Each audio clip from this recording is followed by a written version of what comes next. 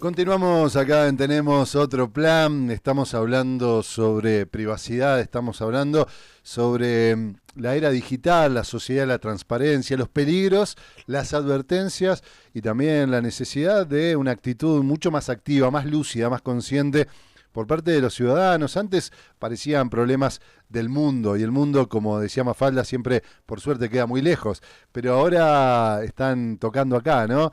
Y lo vimos en estos días a partir de la llegada de WorldCoin, de disfrazado de censo alien en Capilla del Monte y la alarma que se generó en un pueblo que además no solo por la intención, la publicidad engañosa y lo que construyó, sino por lo invasivo.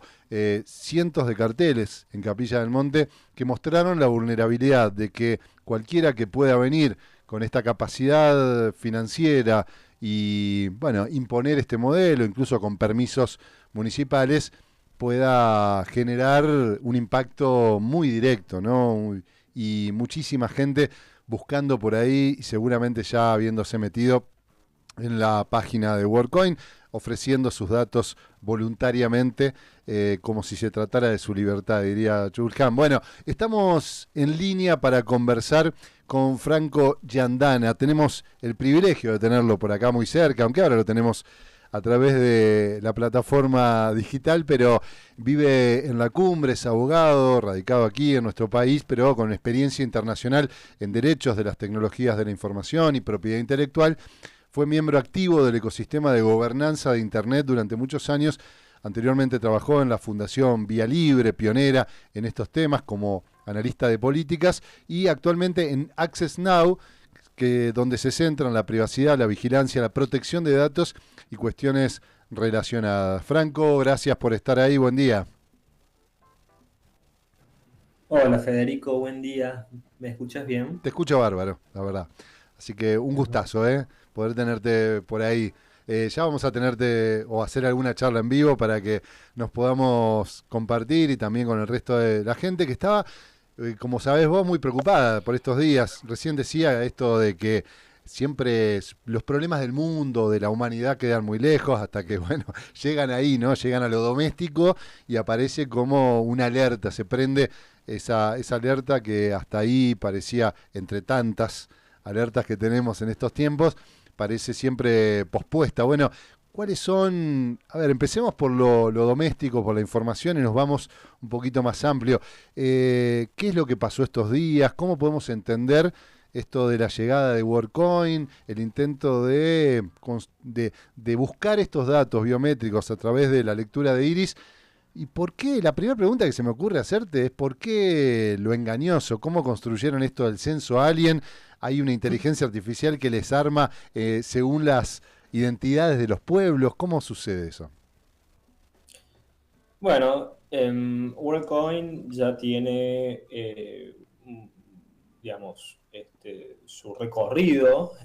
Intenta desplegarse en los países donde encuentra poca resistencia, en donde ha tenido fuerte duda y lo han corrido, bueno, digamos, ha tenido que ir, pero en Argentina y en otros países de la región, tanto la regulación como la falta de recursos de las autoridades de control hacen que WorldCoin pueda desplegar sus artimañas. Para mí es una empresa un poco fanfarrona en el sentido de que se presenta como tecnológicamente muy avanzada, el diseño del orbe que utiliza para el escaneo del iris tiene como este diseño muy futurista y es como que va adaptando su narrativa dependiendo del lugar en donde se instala para recolectar los datos biométricos. Yo personalmente he recorrido varios de estos lugares en donde recolectan datos biométricos y he podido ser testigo de esto que te cuento, Mm, digamos. En definitiva, WorldCoin tiene un problema muy importante que es cómo anula la posibilidad de consentimiento libre e informado por parte del titular de los datos, que es de lo mismo decir que las personas que van y entregan su dato biométrico a esta orbe. El dato biométrico hay que decir que es un dato que En primer lugar, en el caso del iris, que es uno de tantos otros datos biométricos, es imposible o muy difícil de ser modificado y por ende tiene la capacidad de identificar o hacer identificable a la persona, y no solamente eso, sino que también puede, a partir de esa identificación oportuna, causar efectos discriminatorios para con esa persona, ¿no? Entonces, son datos que tenemos que resguardar, sobre todo con mucha cautela, donde, digamos, el problema técnicamente sería que al ofrecer esta recompensa, este puñado de criptomonedas, que podríamos hablar sobre las criptomonedas un montón, o sobre este tipo de criptomonedas en particular un montón, la cuestión es que en ese punto está ofreciendo un intercambio en donde el consentimiento se vicia porque no es libre. Y además porque toda la narrativa y toda la información que presenta, que brinda al titular de los datos, termina siendo demasiado confusa y por ende el titular de los datos no sabe muy bien a qué está consintiendo, además de que la empresa no nos dice qué hace efectivamente con esos datos. O sea, no hay auditorías y lo que la empresa dice tampoco es de fiarse porque justamente tenemos que mantener un espíritu escéptico. Sí, pienso en frases que aparecía cuando todo esto empezaba, ¿no? Y cierta idea de control social a partir de las tecnologías aparecían en el mundo. Recién hacía hincapié en lo que fue el umbral del 2001, ¿no? De las Torres Gemelas y un cambio en ese sentido. Y alguna gente dice, bueno, si no tenés nada que esconder, ¿no? ¿Por qué? ¿Cuál es el peligro? ¿Por qué alertarnos sobre esto? Porque algunas personas, insisto, tal vez no lo puedan ver como un problema, que nuestros datos estén, hemos naturalizado que nuestros datos estén, que nuestra vida privada esté expuesta. ¿Qué peligros están detrás de esto? ¿Por qué podríamos rechazarlo o resistirnos un poco a este avance total sobre nuestra privacidad? Bueno, en primer lugar hay que entender que lo intangible abstrae el peligro, ¿no? Entonces, en tanto y en cuanto yo no tenga una materialidad que ponga en riesgo mi integridad física, voy a, de alguna forma, subestimar el peligro que se encuentra o que tengo enfrente. La realidad es que los datos no solamente nos identifican o nos hacen identificables, esa es la definición, digamos, regulatoria y la más aceptada, sino que también nos describen y también son la fuente que se utiliza para empezar a intentar predecir y manipular nuestro comportamiento. Con el advenimiento de tecnologías de machine learning, digamos, conocidas más popularmente como de inteligencia artificial, a partir de un puñado de datos que yo, digamos, incluso habiendo consentido su tratamiento, se pueden inferir nuevos datos, es decir, se pueden deducir nuevos datos que yo nunca consentí en su tratamiento. O sea, a partir de que yo he consentido el tratamiento de datos personales, incluso sensibles, podemos ir a esa clasificación si quieres más adelante. El responsable, en este caso WorldCoin o cualquier otra empresa, Meta, X, la que se te ocurra de estas grandes empresas o este conglomerado de Big Techs, pueden empezar a inferir, a deducir nuevos datos. Y esos nuevos datos van a servir en este escenario de capitalismo de vigilancia, no solamente a los fines de la vigilancia, que es mucha y que también podemos hablar un montón sobre eso, sino también a transformar al titular de los datos, es decir, a la persona en definitiva, en un elemento más del entramado de consumo. O sea, yo voy a empezar a recibir publicidad segmentada, voy a empezar a, de alguna manera, ver afectada mi libertad de elección a partir de la información que me llega por el uso de dispositivos móviles, que está totalmente filtrada, totalmente segmentada, totalmente curada para el tipo de perfil que estas empresas han generado sobre mí y que sobre todas las cosas esos perfiles me limitan en mucho. O sea, digamos, la interpretación de un perfil cuantitativamente construido de una persona humana no hace más que reducir la complejidad de esa persona. Esto ya es un peligro en sí mismo, sumado a los peligros de la vigilancia y de la manipulación del comportamiento y de todo lo demás que mencioné muy rápidamente. Sí, claro.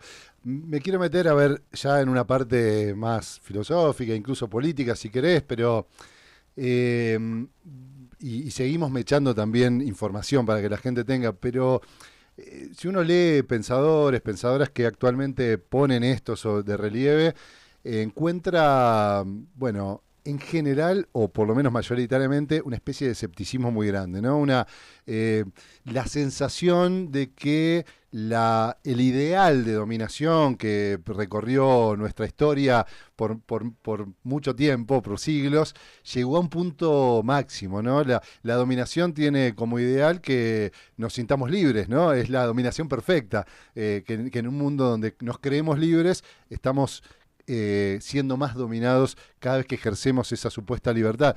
¿Vos sentís que, o cómo, en qué etapa estamos de esa irreversibilidad? Me refiero a qué expectativa tenés sobre la posibilidad de despertar en eso, ¿no? Hay una especie de también narcotizante de todo esto que algunos pensadores, bueno, Berardi en estos días, que lo hemos traído acá en el programa también, ha sido muy explícito y ha circulado en muchos medios, el propio Han, pero ¿cómo ves eso vos? Más allá de que también hay cosas para hacer, ¿no? Después vamos a hablar de la regulación, pero ¿en qué etapa estamos?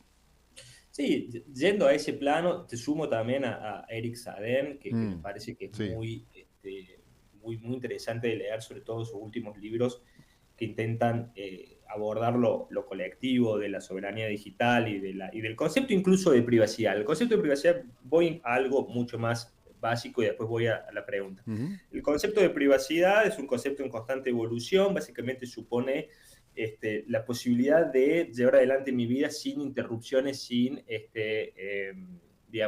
injerencias arbitrarias. Ese concepto ha ido evolucionando en el tiempo e incluso hoy, con el advenimiento de estas tecnologías, se empieza a hablar de la privacidad como un derecho colectivo, además de un derecho individual. O sea que ya estaríamos en un nuevo grado del desarrollo conceptual de la privacidad. Luego, en relación a lo que vos preguntás y comentás, yo creo que hay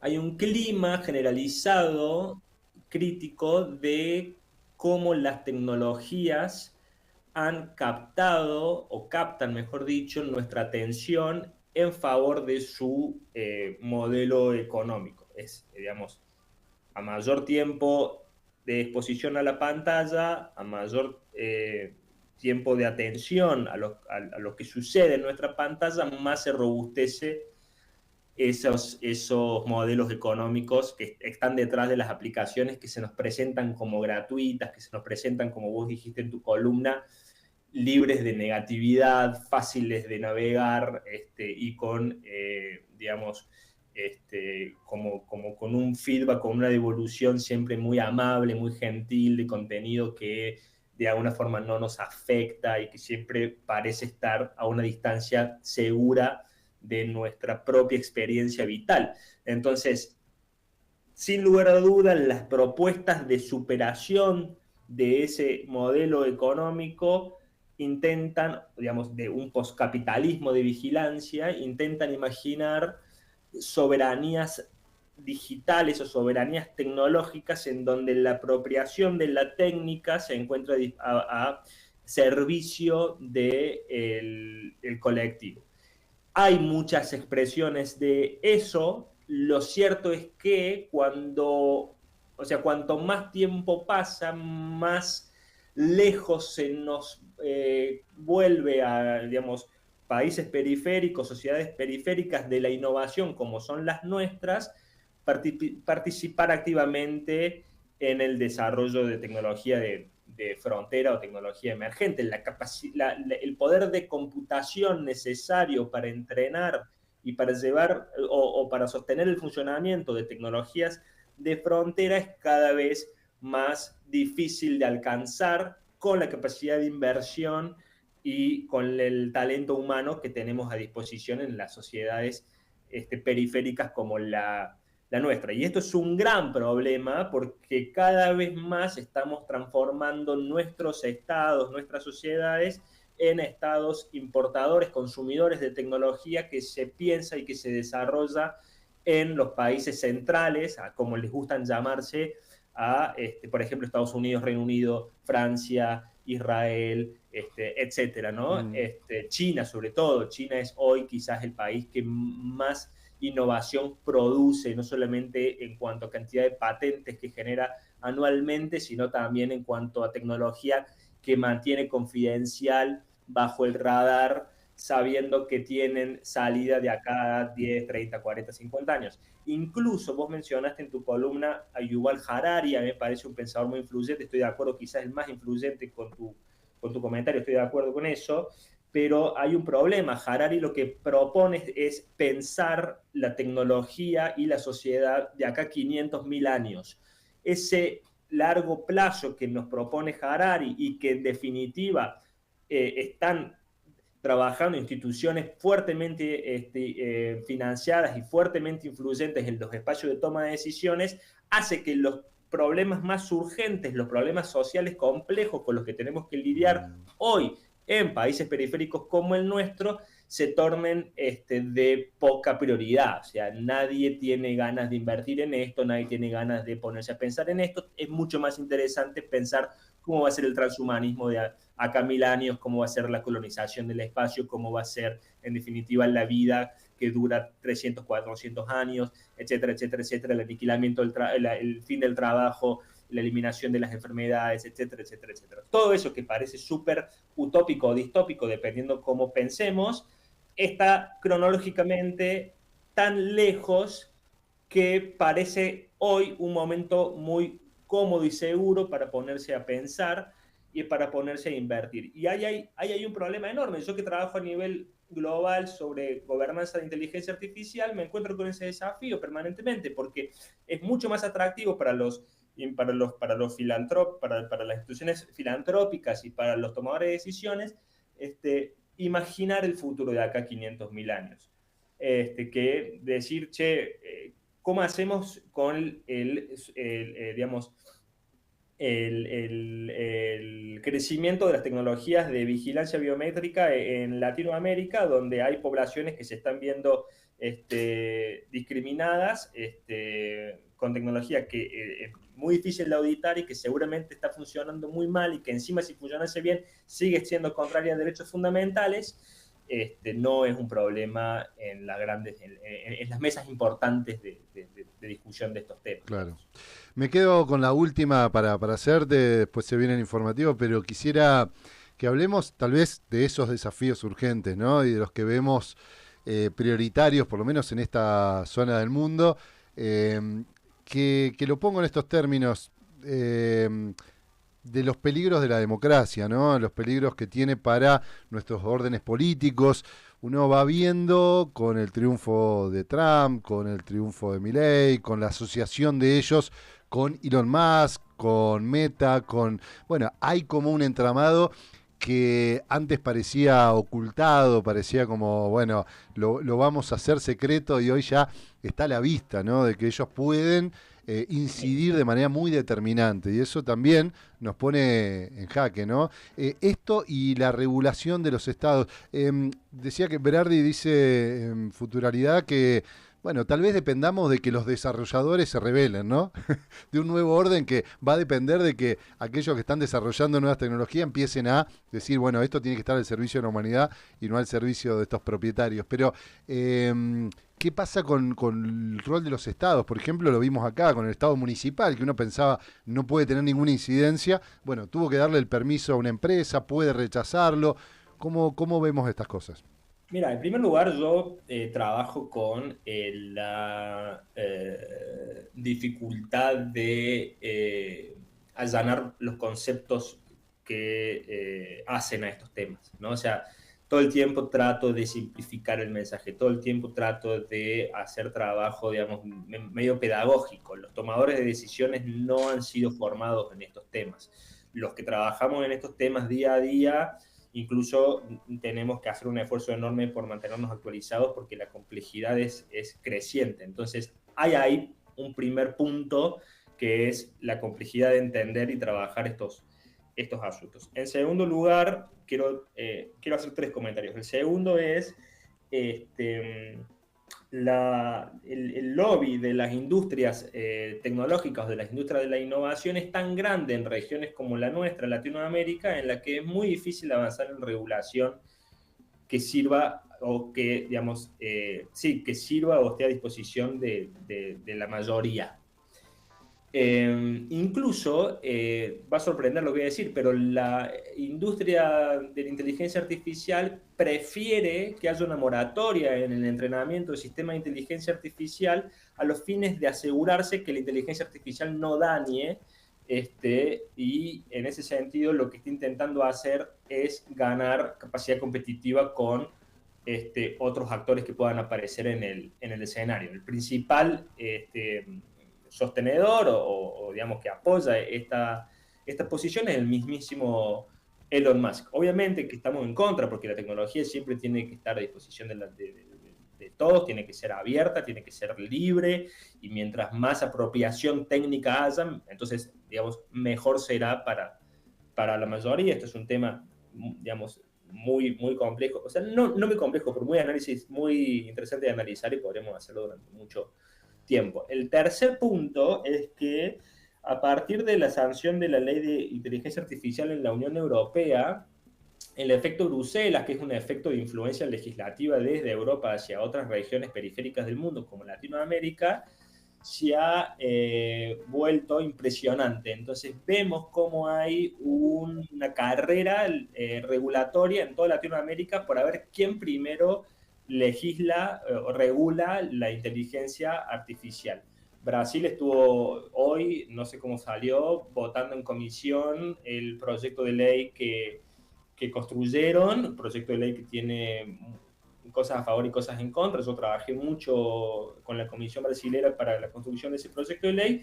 Perú tiene un proyecto de ley que no dice nada, ahora está en el proceso de reglamentación, también estoy colaborando con el gobierno peruano, y Argentina dijo que no va a regular porque es anti-innovación. También un mito, una cosa, digamos, que es muy fácil de desmentir. El tema es que la inteligencia artificial no se debería regular hasta tanto hayan otras leyes que permitan no solamente la protección de derechos fundamentales, sino también la posibilidad de que nuestros países participen de un desarrollo técnico en favor de la mayoría. Y empezamos hablando sobre la privacidad. O sea, la ley de protección de datos personales de Argentina tiene 24 años. En términos tecnológicos, 24 años es una eternidad y media. Necesitamos una nueva ley de protección de datos personales. Hay un proyecto, el proyecto va a perder estado parlamentario ahora a fin de año. Vamos a tener que volver a meter el proyecto en marzo del año que viene. El gobierno no quiere tratarlo, no lo quiere poner en agenda, y en realidad es un gravísimo error, porque mientras más robusto y mientras más en línea con los estándares internacionales estemos en materia de protección de datos personales, mejor es para la economía digital, porque más adecuación y libre flujo de datos sucede entre nuestro país y otras regiones del mundo. China tiene una ley, por ejemplo. Uno pensaría que China es todo lo contrario al mundo occidental en cuanto a concepto de privacidad, pero China tiene una ley de privacidad que justamente intenta hacer esto, ¿no? O sea, buscar la adecuación y el libre flujo de datos desde y hacia el gigante asiático. Entonces, digamos, no hay dudas sobre cuáles son las prioridades, no hay dudas sobre cuáles son los pasos a seguir. El tema es que en Argentina al menos la agenda política no nos está acompañando en nada. Franco, nos quedamos con esto. Evidentemente el debate está puesto en la mesa, tiene que ampliarse a toda la sociedad, a los ciudadanos que son usuarios, y todos estamos, acá no es una cuestión de especialistas, vamos a tener que ir ganando en conciencia, en apropiación también de un poder propio para poder, poner algunos tamices, ¿no? A todo esto para poder tener algo de libertad individual y colectiva. Te agradecemos muchísimo esta conversación. Seguro que te volvemos a molestar algún día porque son temas que van a estar en agenda pública o por lo menos intentaremos nosotros. Franco Yandana, un abrazo enorme. A la disposición, gracias a ustedes. Hasta pronto. Ahí estaba este especialista de Access Now, una de las organizaciones que más trabaja a nivel global sobre este tema, es uno de los especialistas, asesora a gobiernos de todo el mundo, particularmente también aquí en Córdoba, sobre estos temas de nuevas tecnologías, inteligencia artificial, regulación. Así que nos dimos este gusto. Esperemos que haya aportado algo a poder reflexionar y siempre intentando que tengamos más fuerza en nuestra emancipación individual y colectiva. Nos reencontramos la próxima semana en un nuevo episodio de Tenemos Otro Plan. Recuerden que tienen todos los episodios en nuestro canal de YouTube, Una Radio Muchas Voces. Se pueden suscribir y ahí meterse también en la pestaña videos donde están cada una de las columnas y entrevistas. Se quedan en la programación de Una Radio Muchas Voces. Gracias, chao.